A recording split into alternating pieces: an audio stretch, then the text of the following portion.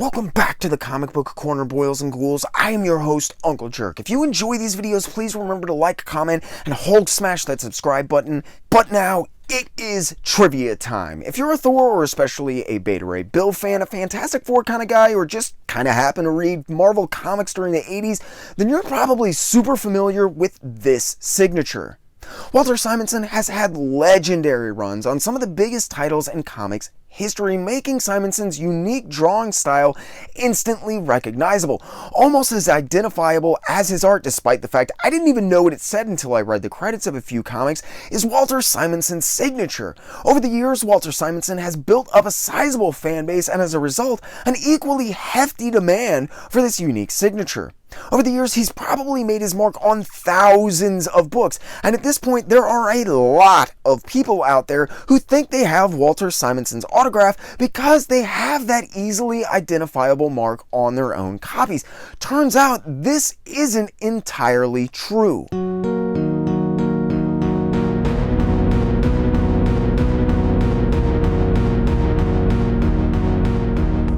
Walter Simonson grew up reading comics but became embarrassed about reading them and kind of fell out of love with comics in his teens because he didn't want girls to see him buying them. During college, though, he rediscovered several titles, most notably Jack Kirby's Thor run, which was in full swing at that point, and he instantly fell in love with the medium again. He was so inspired by what Lee and Kirby were doing, Simonson started working on his own epic Thor tale, touching on all the Kirby hallmarks that he loved, and adding more than a dash of his own inimitable style while still attending college for geology. Although he didn't pursue it, Walter Simonson did earn a degree in the subject and was super interested in paleontology as well, a love which he has carried quite famously into the comics medium. He quickly decided against pursuing either paleontology or geology as an actual job, however, as they were a lot of hard work out in the elements, and drawing comics seemed like a whole lot more fun. After graduating college only a short time before, Simonson enrolled again, this time to start art school in 1969. Over the next 2 years, Simonson wrote and drew his first comic, Star Slammers, which he used as his final project. Star Slammers would later be self-published beginning in 1971 to help promote a local comic convention that was taking place. With the publication of Star Slammers, Walter Simonson almost immediately started turning heads. In 1972, with his Star Slammers work and a few other pieces in his portfolio, Walter Simonson went to a meeting with DC Comics in New York. He impressed Carmine Infantino so much that he left the meeting with no less than 3 assignments, one from each of DC's editors at the time. There he would spend the next 5 years before leaving to start work with Marvel on the black and white rampaging Hulk magazine in 1977. He did well enough with the Hulk magazine, he landed a gig on the Battlestar Galactica series in '79, where there were some problems with people meeting deadlines and some other behind-the-scenes drama, and as a result, Walter Simonson would get his first professional experience as both writer and artist on a comic, doing several issues of Battlestar Galactica completely solo. 4 short years later, in 1983, Simonson would begin his now legendary stint on Thor, simultaneously writing and drawing 30 issues on his own. For his Thor run, Simonson actually took the story he'd originally worked on while still studying geology and put it to good use. He would mine the source material while writing and drawing issues 337 through 367, and then continuing on with the title as a writer until 382. In his very first issue out, Simonson introduced fan favorite Beta Ray Bill, a character still gaining popularity more than 30 years later, which fans are clamoring to see enter the MCU. The Corbinite Champion's introductory issue proved not only Walter Simonson certainly had what it took art-wise, but that he was also an extraordinarily intelligent writer and storyteller as well. Seemingly to prove this, Bill's introduction was used to solve one of the problems with Thor, which had been nagging writers for years in Simonson's second issue. Keep in mind, this was a story that he'd written before even getting serious about being a comic book professional. While Walter Simonson is definitely best remembered for this work on Thor, he's touched just about every facet of the Marvel Universe as well, and a ton of DC's biggest properties. People of all ages know and love his art. When he is firing on all cylinders, Simonson is an absolute force of nature. He's worked on innumerable titles over the past 4 decades and left an indelible mark on the industry, so it's no wonder that people often seek him out for an autograph, even getting it graded and certified. And while Walter Simonson will make his mark on your book, and CGC will take it, and they will sign off on it, and it gets its appropriate yellow label, little do any of the involved parties know that they will likely never see Walter Simonson's actual signature in their entire lives. Simonson's work is unmistakable, and one of the most telltale signs of his work is the distinctive mark that he makes at the bottom of the artwork to sign it. And marker shape is the only way to describe it, even though it is comprised of letters.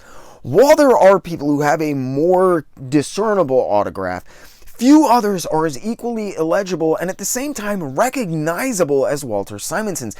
Recently, I learned something that I did not know about Simonson during an interview, and this signature in particular, which after 30 years of being obsessed with his stuff isn't something I can say every day.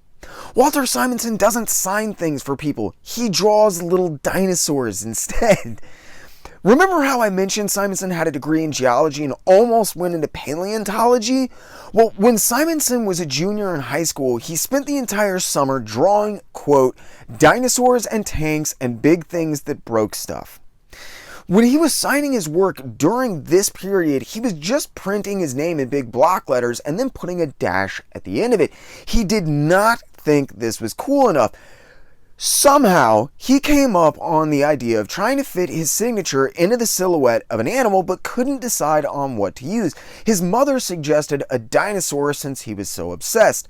Simonson said he spent hours trying all different types of dinosaurs, but the only one that worked was a brontosaurus. That's right. The super distinctive signature that just leaps to mind when you hear Walt Simonson's name is actually a picture of a brontosaurus. Just look at his signature and it is plain as day. If you're anything like me, you'll wonder how you missed it all these years. Here's my secret. My last name is Simonson. When I was in school, I wanted to be a paleontologist, study dinosaurs. So, I developed a signature between 11th and 12th grade. When I write Simonson, I write it like that. It's S-I-M-O-N-S-O-N. That's the dinosaur. That's the head and the eye. That's the neck. That's the hump over the back, and that's the tail. So I did my signature as a brontosaurus. Apparently, this isn't just a stylistic choice either. I don't know if he considered it at 15, but he might have kept using this signature for a very interesting reason. In a recent interview I was reading, someone mentioned that Walter Simonson had told him that you should never use your actual day-to-day signature on art for a simple reason I would have never thought of. It makes it much easier for someone to forge it. I don't think it's so much of an issue today, but it's an interesting note that Walter Simonson might have stuck with the Brontosaurus signature to help avoid people forging his name on checks and stuff, and it just kind of became so synonymous with his work, he had to keep using it, basically. Also, as a side note, because the Brontosaurus was reclassified to the Apatosaurus, Simonson often likes to joke that his signature is the only Brontosaurus in captivity. Funny story though, Simonson's only half right. Brontosauruses were actually originally reclassified to Apatosauruses, but that was in 1903. The only reason that they weren't known as Apatosauruses to begin with is because of a complete nutbag from the turn of the century fossil race named Henry Fairfield Osborn. Osborn is one of the main reasons that dinosaur mounts and displays not only became popular, but became a thing at all. He was also responsible for a lot of classifications of genus and species at the time. Problem was, Osborn was a racist sack of crap who was super invested in the idea of eugenics. I'm not going to get into the details of that, but he believed that hereditary nature played a larger part than environmental factors on behavior. Because of this, Osborn was constantly warping his findings to suit his own twisted agenda. This applied to the fossilized dinosaur mounts that he had built and displayed as well, including the Brontosaurus, which had been discovered to be a mature adult Apatosaurus, of which only juveniles had been discovered previously, and as such was technically reclassified in 1903. Henry Fairfield Osborn was having none of it though. And since he is greatly responsible for the general popularity of dinosaurs among the public, the specimen he mounted, displayed, and largely popularized became known as the Brontosaurus. Flash forward to 2015, to the point of this story when new evidence came to light proving that the Brontosaurus was indeed actually a separate genus after all, and not an Apatosaurus. So while the tail might be a little bit off, at least Walter Simonson's signature isn't just an imaginary animal made up by a Nazi eugenics crazed mad scientist anymore. Man, science is complicated. I'm going to stick to comics. Also, if anyone gets an autograph from Walter Simonson, do your Uncle Jerk a favor and ask him to put his actual signature next to his autograph. I'm beyond curious what it looks like. Thanks so much for sticking with me. I hope you enjoyed, maybe even learned something. As always, links to my digitally available sources are in the description below, including the full interview I learned this fact from. If you did like what you saw, do me a favor, hit that like button. It really helps me out. If you really enjoyed what you saw, Hulk smash that subscribe button. If you do that, make sure you ding the little notification bell to keep up with these doses of trivia that I'm always dropping. If you liked what you saw, have any questions about tonight's episode, or have a suggestion for an episode or topic, please think about getting in the comments section below and letting me know. Not only does it really help out the channel, but I love talking to you all, and I've done some really interesting episodes on viewer suggestions so far. So please think about getting in the comments section below. Thanks again for sticking with me. I really hope you enjoyed. If not, tune in tomorrow, totally different video about a totally different topic. And as always, I really, truly, and honestly ask only two things. Keep hitting those local shops, and keep reading comics.